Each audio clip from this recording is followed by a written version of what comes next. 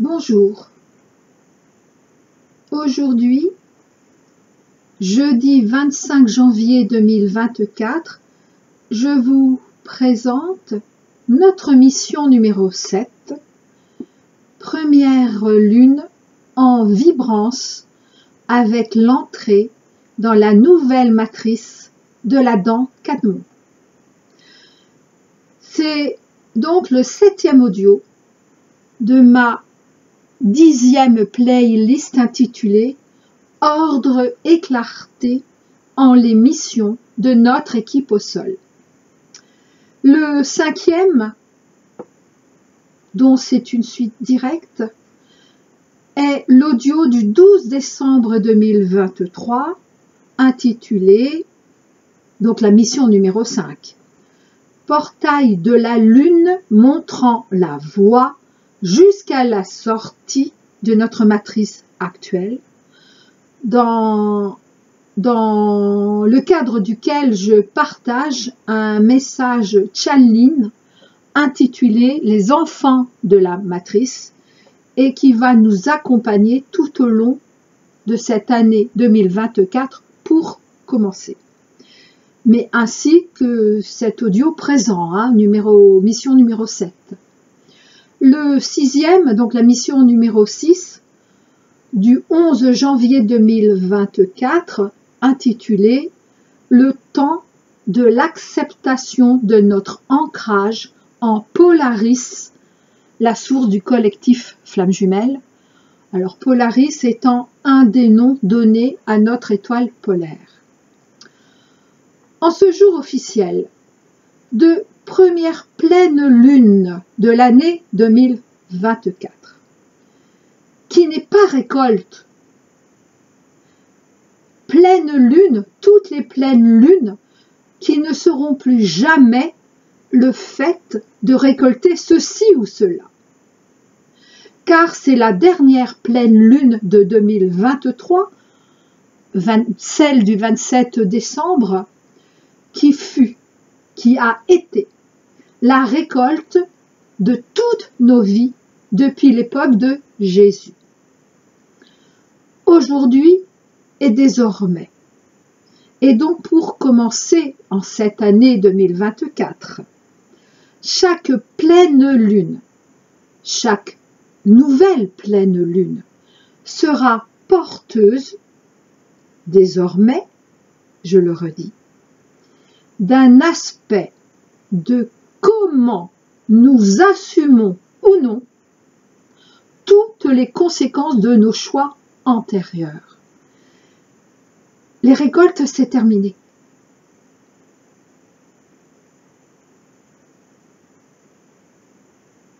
La récolte est terminée. Maintenant, à nous d'assumer ou non toutes les conséquences de nos choix que nous avons pu voir tout le long des pleines lunes de 2023 et donc de nos récoltes antérieures, dirons-nous.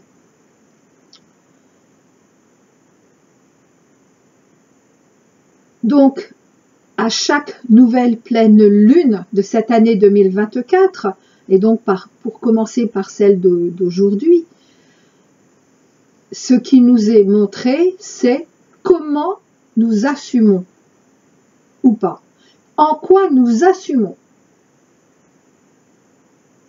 les conséquences de nos choix. Et c'est en ce jour de cette première pleine lune, donc de pleine lune en cette nouvelle vibrance 2024, qu'il m'est demandé de vous partager l'essence d'un texte reçu par voie de channeling et qui nous concernera pleinement pour les années prochaines, pour les prochaines années, et qui commence à nous concerner directement en ce temps 2024. C'est un texte que je n'ai pas entièrement compris, comme d'habitude, de tout ce que j'ai pu recevoir de 2006 à 2012. L'année 2008, dans ce texte, y est certes précisément référencée, mais nos êtres de lumière nous font savoir qu'ainsi ils répondaient, qu'ainsi ils répondent à tous nos besoins de référentiels linéaires, de tous les référentiels linéaires. Pourtant, cela était vrai déjà, dans une certaine mesure, en 2008, date de réception de ce message. Mais cela s'avère et s'avérera bien réel dans les prochaines années. Et pour commencer, en cette année 2024. En effet, il y a quelques jours, est venue nous revoir la fée des 3 jours, la fée des 3 jours de nuit. Si cela vous intéresse, vous trouverez sous cet audio les liens vers les 2 autres présentant plus précisément ce grand être de lumière qu'est la fée des 3 jours de nuit. C'est donc l'audio du 10 octobre 2023, c'était la mission numéro 3. La fée des 3 jours de nuit est déjà près de nous avant d'entrer en pleine action. Et le tout premier audio était l'audio numéro 11 sous la bienveillance de la lettre hébraïque Kaf, le corps de résurrection de mémoire, du 26 février 2020. La fée des 3 jours s'adresse au collectif Flammes Jumelles. Et celui-là, celui du 26 février 2020, je ne me rappelle absolument pas ce qu'elle nous dit. Donc je vais également le réécouter. Alors cette fois-ci, il y a donc, je me souviens plus quand, la semaine dernière, il y a peut-être même un peu plus, 10 jours, je ne me souviens pas. Elle nous a parlé un peu de ce qui est appelé la ceinture de photons, en précisant aujourd'hui que cela serait tout aussi juste de dire la nuée de photons, la nuée de lumière. Elle nous a fait savoir que nous entrions tout doucement en cette lumière, en ce vaisseau lumière venant jusqu'à nous et qui va entourer toute notre galaxie, et donc également notre Terre et nous-mêmes. C'est pour cela que nos anciens prophètes aient pu penser à une ceinture, le fait qu'on soit comme entouré, ayant perçu cette image. Mais en réalité, cela ressemble, en tout cas tel que moi je l'ai vu, plus à une nuée, un peu comme un essaim d'abeilles qui à la fois est un et multiple, pouvant ainsi prendre toutes les formes. Alors aussitôt, bien sûr, j'ai repensé à mon texte sur la ceinture de photons, que j'ai relu depuis, mais que je n'avais pas lu depuis des années. Chaque chose en son temps. Et j'ai été vraiment surprise au début que la fée des 3 jours nous parle de cela, me disant, mais quel est le rapport avec les 3 jours de nuit? C'est ensuite que j'ai vu l'image de cette nuée de lumière nous entourant. Mais en fait, c'est notre Terre qui la traverse et va la traverser. Un peu comme un avion le fait avec quand il est dans des très gros nuages. Ensuite, ce que j'ai vu, c'est, et j'essaie de vous le décrire, hein, donc forcément, c'est pas très juste, c'est limité par mes mots. Après la traversée, donc d'à peu près la moitié de cette nuée, j'ai vu comme un trou noir, comme une toute petite trouée au sein de cette nuée. Et cela m'a fait penser aux fameux 3 jours de nuit. Je me suis posé la question, est-ce que ce serait à ce moment-là que nous vivrions les fameux 3 jours de nuit? Et j'ai entendu oui. Ensuite, j'ai entendu que tous ceux qui auront su transcender ces 3 jours de nuit poursuivront leur chemin dans ce que j'appelle certainement à tort, mais c'est pour vous faire comprendre, dans la deuxième moitié de la nuée de lumière, dans la nuée de photons. J'ai ainsi entendu que la première partie de la nuée dans laquelle nous entrons est faite de particules de lumière ayant accepté, à la demande du Père divin et de la Mère céleste, d'atténuer leur brillance au maximum, que personne d'entre nous ne pourrait supporter. En revanche, lors de cette première phase photonique, on pourrait dire comme ça, beaucoup d'humains, en leur ego, en leur personnalité, en leur obstination, en leur orgueil qu'ils sont plus que Dieu, n'auront pas pu accepter cet appel de la lumière divine. Ce dernier appel de la lumière divine, me précise-t-on. C'est uniquement ceux qui se seront laissés traverser, qui sauront et pourront passer à la deuxième phase, celle des 3 jours de nuit.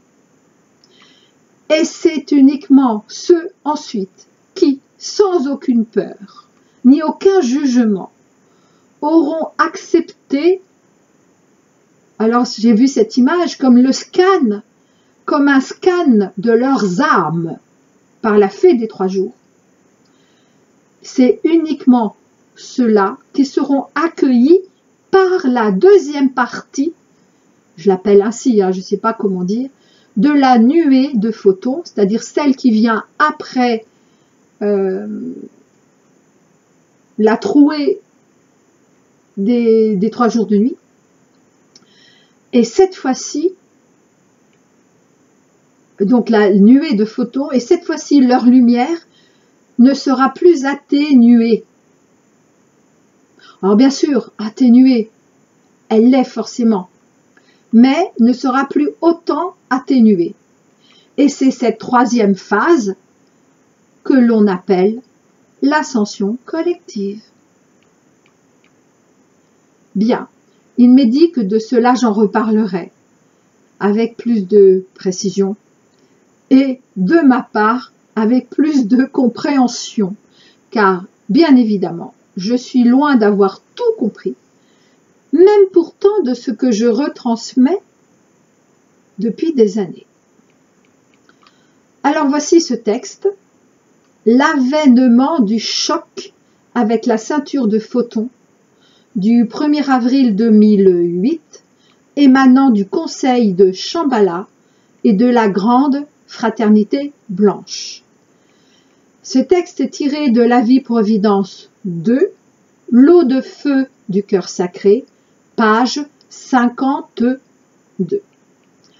Alors il m'est demandé tout d'abord de vous en présenter les 8 chapitres, comme s'il s'agissait en fait de 2 phrases retranscrivant l'essence de l'ensemble de ce long message jusqu'à nous.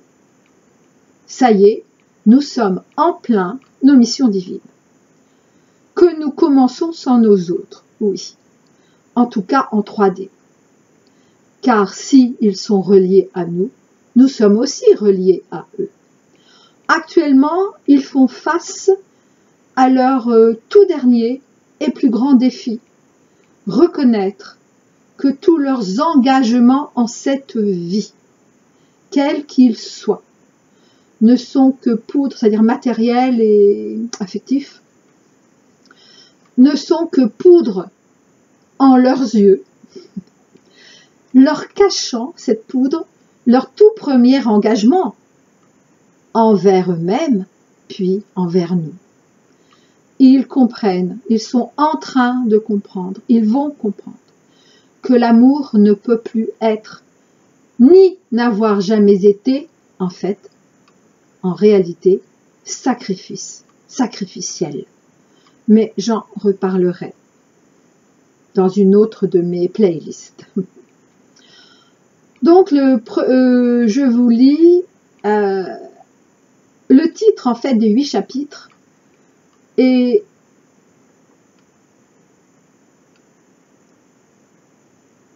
et en fait qui constitue 2 phrases. Et ça, j'avais complètement oublié qu'ils avaient souhaité que je le fasse ainsi, donc en 2008. Tout ce qui n'est pas votre propre perfection vous sera repris, parce que vous êtes vous-même votre propre prophétie, et que le temps est venu de voir s'accomplir le premier choc.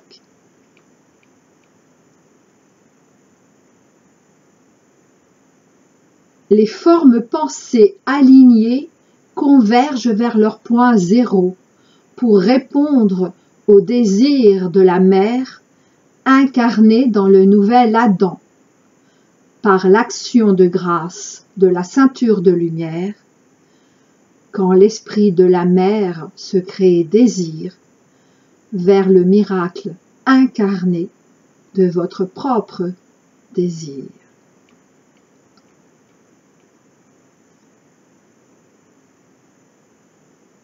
Parce que vous êtes vous-même votre propre prophétie et que le temps est venu de voir s'accomplir le premier choc, les formes pensées alignées convergent vers leur point zéro.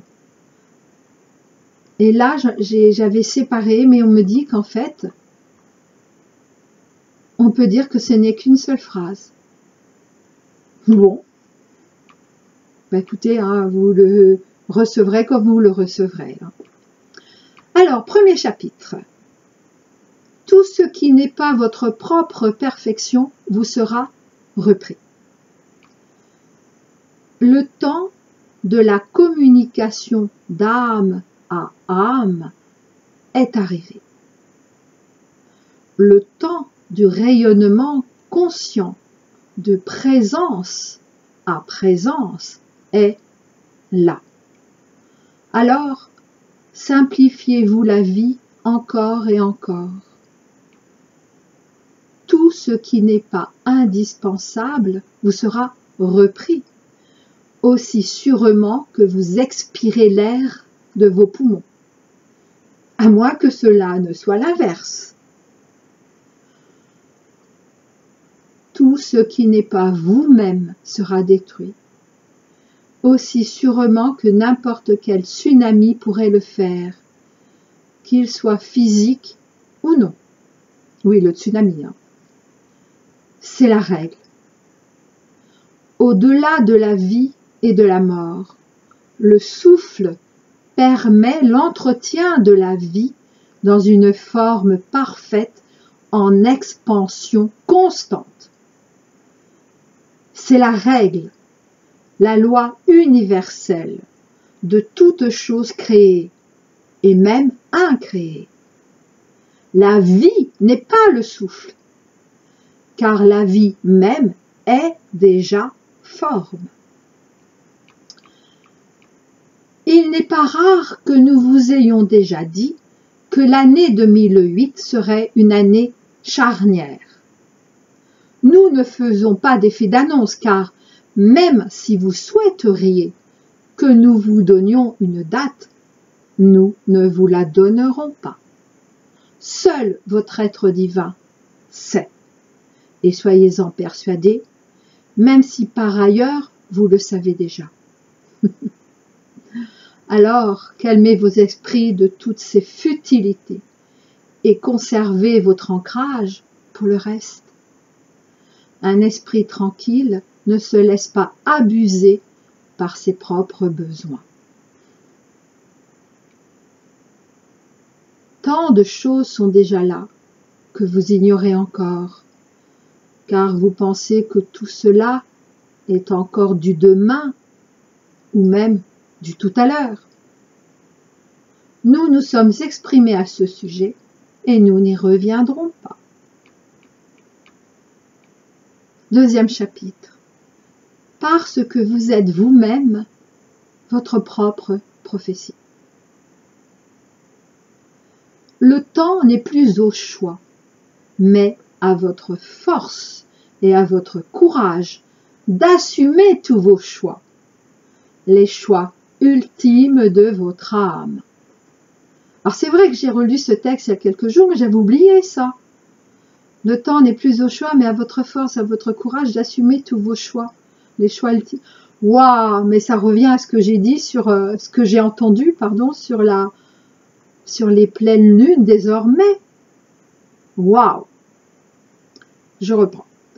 Le temps n'est plus au choix, mais à votre force et à votre courage d'assumer tous vos choix, les choix ultimes de votre âme. Le temps n'est plus celui de la tiédeur. Oh, pas celui du combat avec soi-même. Ça veut dire que ce n'est pas le temps du combat avec soi-même. Encore moins celui du combat avec l'autre, quel que soit cet autre, proche ou lointain. Le temps n'est plus celui de la tiédeur. Oh, pas celui du combat avec soi-même. Encore moins celui du combat avec l'autre, quel que soit cet autre, proche ou lointain. L'absence de tiédeur n'est pas combat. Pas plus que le combat n'est agression ni contre soi, ni contre l'autre. L'image n'est pas le symbole. Pas plus que le symbole n'est la source du souffle qui met de la conscience là où votre présence divine le décide. Le temps est venu.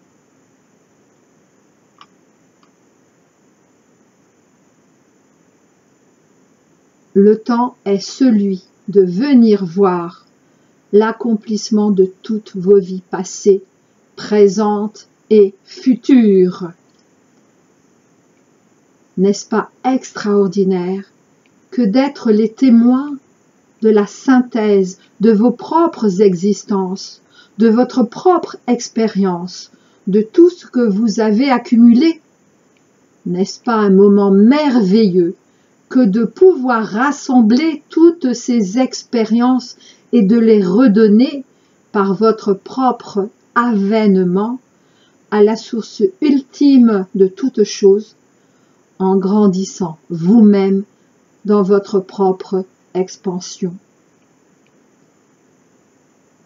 C'est un événement cosmique dans son sens le plus noble.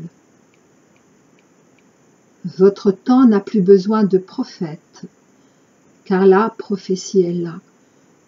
Vous êtes vous-même devenu. Vous êtes même actuellement en train d'être votre propre prophétie. Alors pourquoi aller chercher à l'extérieur ce que vous êtes déjà? Chapitre suivant. Et que le temps est venu de voir s'accomplir le premier choc. Les prophètes ont parcouru les terres du monde entier afin d'annoncer leur vision et la fin de ces temps. Si vous pensez que cela est vrai, pourquoi encore des prophètes et des prophéties? Cela n'a pas de sens. Ce qui a été fut. Les prophètes ont été dans leur rôle magistral qui fut le leur, avec dévotion, courage, ténacité et une foi souvent inébranlable. Ils ont accompli ce qu'ils avaient à dire, et ce temps n'est plus. Le temps est venu de voir s'accomplir le premier choc mondial qui est l'entrée de votre système solaire dans la ceinture de photons proprement dite. Peut-être l'avez-vous déjà lu ou entendu. Écoutez-vous bien et entendez la réponse que vous avez déjà reçue. Les quelques décennies qui ont précédé ce moment ont été le temps d'une grande joie, d'une grande préparation, entre rire et larmes, entre plaisir, joie, souffrance et douleur aussi. Vous entrez dans la phase d'expulsion proprement dite, si nous reprenons la métaphore de l'accouchement. Ah oui, intéressant ça. Nous sommes à la fois,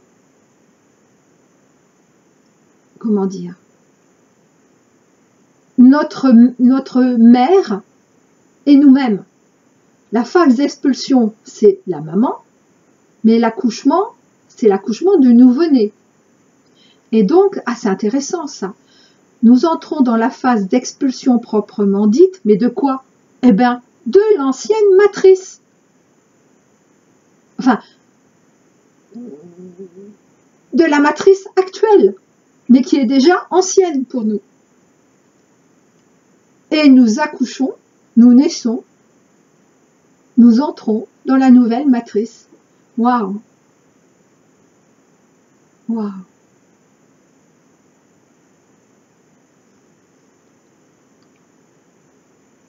C'est pour ça que cet audio est lié directement à celui de la mission numéro 5. Hein. Alors bien sûr également à Polaris, parce que cet ancrage est tellement important. Ah, nous nous redressons. Enfin bref, c'est vraiment la suite de ces des deux derniers audios sur ce thème de nos missions divines. Les frémissements sont toujours les mêmes, mais ils ne concernent pas la même phase, même s'il s'agit assurément du même événement, du même avènement. Nous pourrions dire du même Amen, qui a jalonné les millénaires depuis l'aube des temps. Cet Amen qui est là, sur votre plan. Pendant tout ce temps, vous vous êtes permis de faire vos choix définitifs. Définitifs pour ce passage seulement. Aucun jugement, hormis le vôtre, à votre égard. Chapitre suivant. Les formes pensées alignées convergent vers leur point zéro. Alors les formes pensées, alors je ne sais pas exactement ce que c'est, mais ce que je sais, c'est que les égrégores sont des formes pensées. En revanche, toutes les formes pensées ne sont pas des égrégores. Voilà, c'est tout ce que je sais par rapport à ça. Donc, je ne peux pas vous en dire plus. Les formes pensées qui se trouvent en résonance avec la matrice du nouvel Adam Canon seront autorisées à franchir le pas de leur propre point zéro, de leur propre ascension, même si à vos yeux ceci peut vous paraître délirant. Nous vous rappelons que ces formes pensées sont une partie manifestée de vous-même en tant que forme pensée, en tant que forme pensée et manifestée par le désir même de votre être divin. Oui, même si elles sont invisibles, elles existent, bien sûr. Nous vous rappelons que ces formes pensées sont une partie manifestée de vous-même en tant que forme pensée et manifestée par le désir même de votre être divin. Le terme de forme pensée a souvent été compris dans son sens péjoratif. Vous créez ce dont vous avez besoin, et tant que vous aurez besoin de quelque autre ou de quoi que ce soit d'autre que votre présence divine, vous ne pourrez que créer encore et encore exactement ce dont vous avez besoin. En tant qu'étincelle divine, vous êtes vous-même le désir de vous-même, en tant que rayonnement focalisé dans une incarnation précise. Vous êtes vous-même la pensée même de vous-même en tant que forme. Et nous sourions de ces jeux de mots pour vous montrer en quoi vous vous jugez avec ces conceptions prétendument si précieuses à vos yeux, du fait qu'elles continuent de vous aveugler par la lumière de l'incompréhension. La lumière aveuglante est-elle un critère suffisamment ultime? Y aurait-il seulement un critère ou une suffisance quelconque? Chapitre suivant. Pour répondre au désir de la mère incarné dans le nouvel Adam.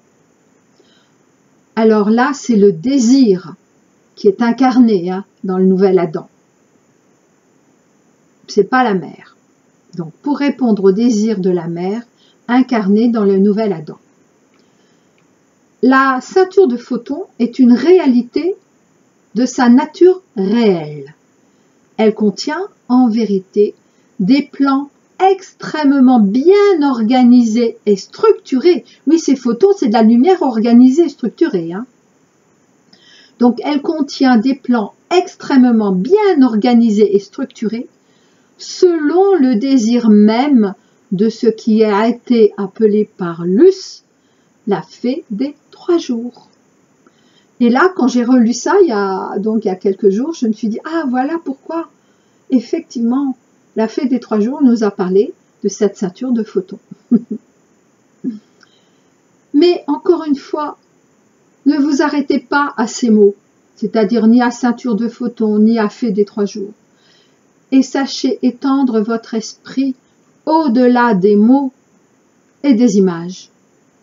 Cette période, donc les 3 jours, a été appelée de bien des manières, ce qui ne l'empêche pas de continuer à être ce qu'elle est, n'est-ce pas?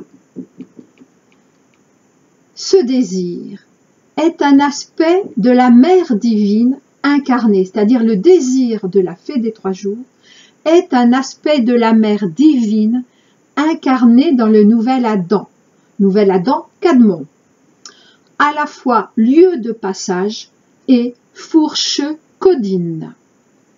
Oui, fourche codine, eh ben oui, c'est ce que nous a dit la fée des 3 jours, je vous l'ai énoncé en début de cet audio, comme quoi ceux qui ne passent pas la première phase de la nuée de lumière ne peuvent pas arriver à la deuxième phase, qui est donc les fameux 3 jours de nuit, et ceux qui ne passent pas ces 3 jours de nuit ne peuvent pas non plus, eh bien, en fait, ascensionner. Voilà, en fait.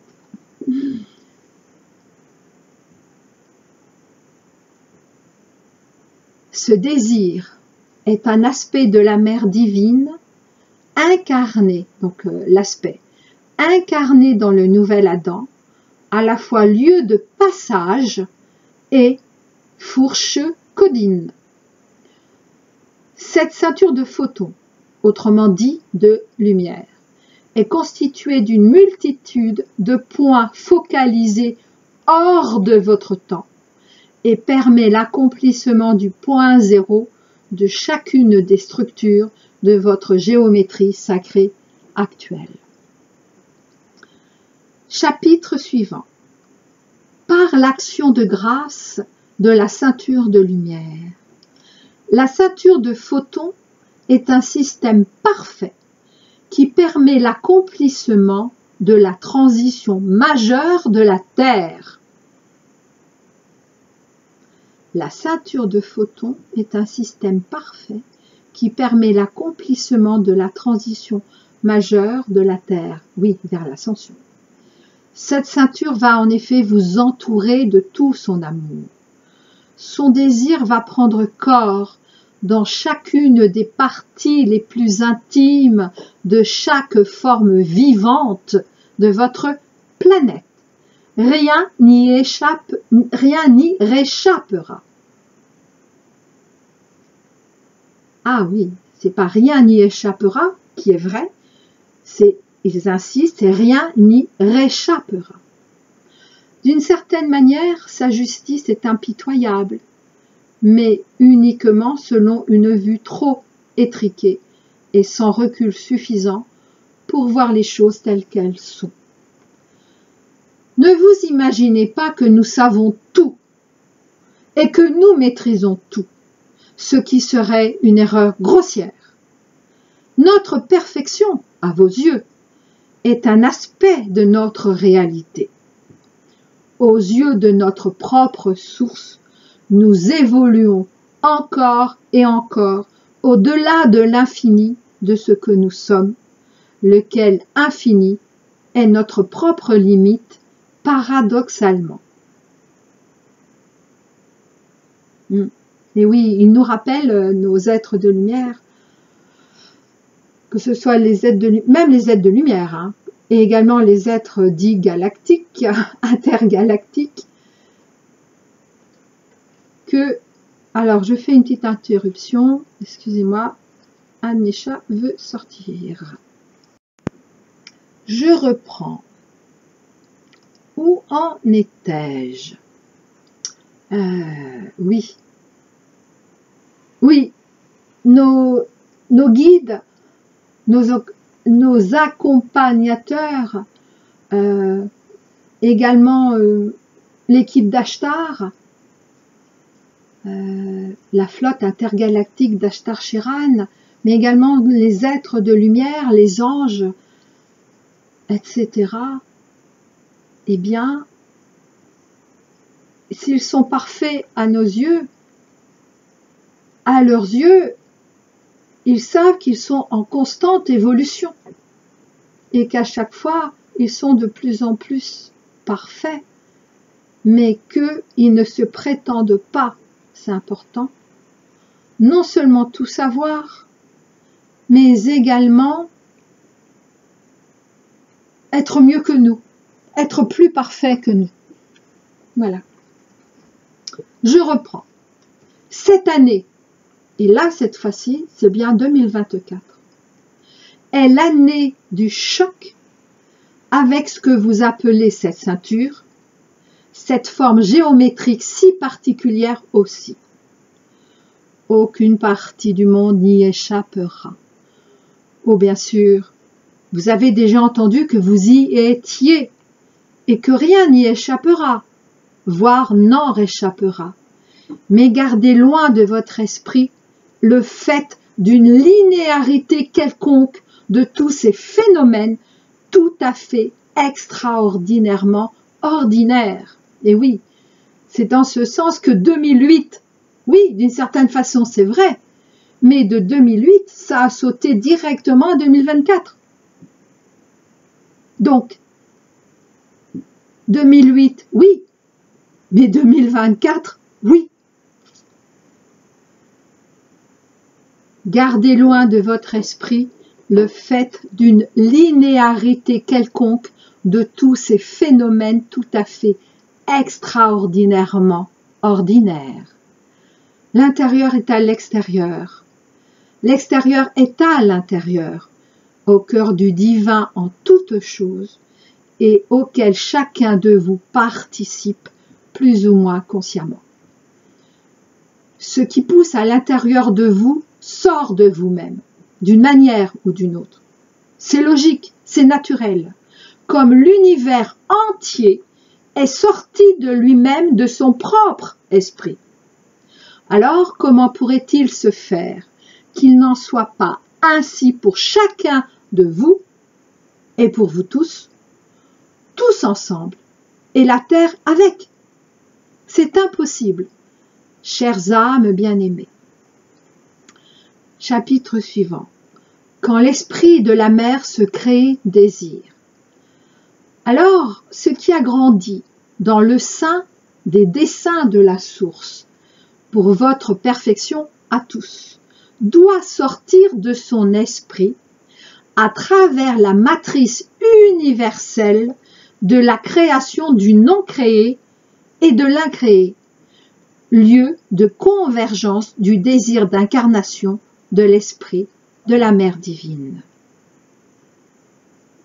Voyez encore une fois le lien direct entre la notion d'espace et celle d'esprit de la mère divine. Les choix de chacun auront à être assumés en vous abstenant de la tiédeur de vos jugements critiques vis-à-vis de vous-même. Alors on me demande de relire. Ce qui a grandi dans le sein des desseins de la source doit sortir de son esprit, donc doit sortir de l'esprit de la source, à travers la matrice universelle de la création du non créé et de l'incréé, lieu de convergence du désir d'incarnation de l'esprit de la Mère divine. Les rassemblements se feront naturellement, et déjà ils se font. Qui est autour de vous? Avec qui vous sentez-vous en affinité, en très grande confidence, dans le plus grand respect de l'authenticité de chacun? Qui est là? Qui sont déjà là? Les troubles seront grands. De très grandes choses se produiront de par le monde, et certains signes se feront voir. À vous d'entendre ce que cela signifie. À vous de voir ce qui sera ou non présenté à vos yeux. Ça a commencé ça, d'ailleurs. Les oiseaux de mauvais augure pensent que tout ceci n'est que catastrophisme, pédanterie et mégalomanie. Qui en vous décide de ceci ou de cela, ou de comment le monde doit être et pas autrement, y compris les personnes autour de vous? Lorsque les choses sont comme elles sont, les choses sont. Et lorsque les choses ne sont pas comme vous voulez qu'elles soient, alors même que vous voyez les choses telles qu'elles sont, vous imaginez encore qu'elles ne sont pas telles qu'elles sont. N'est-ce pas un tantinet compliqué, voire amusant? C'est si simple. Lorsqu'une chose est, elle est. Lorsqu'une chose n'est pas, elle n'est pas. Est-ce si compliqué? Pas même à comprendre, mais bien à lire dans le sens le plus simple de votre syntaxe. Pas d'ésotérisme, pas de psychologie des profondeurs, encore moins d'occultisme qui ne porte son nom que par sa prétention à pouvoir se connaître lui-même. Non, rien de tout cela. Simplement des constructions de phrases très simples. Vous êtes encore loin de pouvoir simplement lire les phrases telles qu'elles se révéleront au grand jour, d'une manière ou d'une autre. Les mots ne sont plus ce qu'ils sont, encore moins ce qu'ils ont été. Est-ce que tout cela est si important que nous ayons pris la peine de vous en faire part? Entendez votre propre souffle vous répondre. À quoi bon de savoir tout cela? À quoi bon de comprendre tout cela? Est-ce vraiment si important? Vous pouvez jeter tous ces textes à la poubelle. Cela ne changera strictement rien, ni à votre réalité ultime, ni à vos choix, ni aux conséquences de vos choix, ni au grand passage de la réalité de cette transition. Donc non, ce n'est pas important. Rien n'est important, ni vous, ni nous, ni personne d'autre. Et en même temps, rien n'est plus précieux que chaque parcelle de vie en tout point de l'univers, visible et invisible, des univers créés et incréés.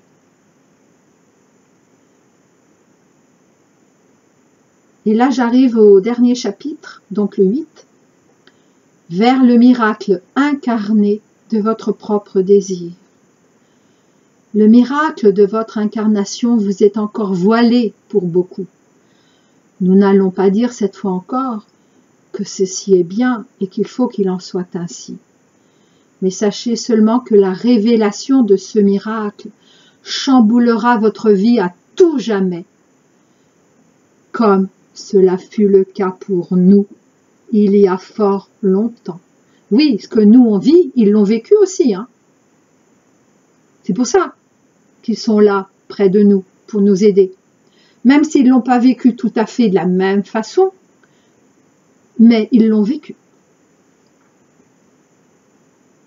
Sachez que la révélation de ce miracle chamboulera votre vie à tout jamais, comme cela fut le cas pour nous il y a fort longtemps.